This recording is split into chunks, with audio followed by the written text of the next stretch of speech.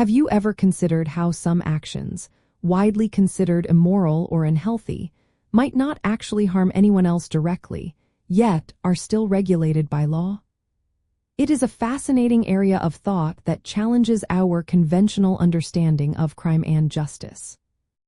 From a libertarian perspective centered on the non-aggression principle, or NAP, actions traditionally labeled as victimless crimes are generally not considered crimes at all. This is because they do not involve the initiation of force or fraud against another person or their property, which is the core tenet of the NAP. The non-aggression principle fundamentally defines aggression as the initiation of physical force or fraud against another individual or their justly acquired property. Underpinning this principle is the concept of self-ownership, meaning each person has exclusive rights over their own body and labor.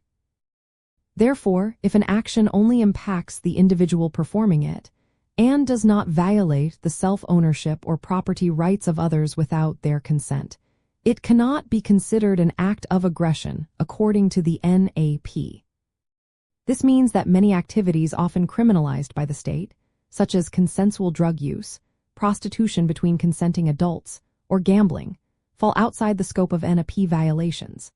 As long as these actions are voluntary and do not directly infringe upon the rights of others, a libertarian framework would typically advocate for their decriminalization. The focus shifts entirely from protecting individuals from themselves to preventing harm against others.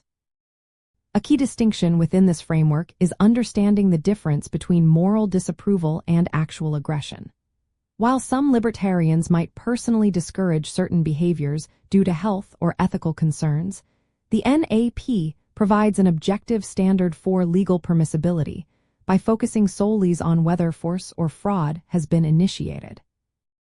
This prevents laws from being based on subjective moral judgments, promoting individual liberty and personal responsibility instead. Ultimately, the non-aggression principle provides a clear and consistent ethical foundation for evaluating actions, distinguishing between personal choices and actual crimes. By narrowing the definition of a crime to only those acts involving aggression against others, it reinforces individual sovereignty and fosters a society where personal freedom is paramount, allowing each person to make their own choices without fear of state intervention, so long as those choices do not harm others.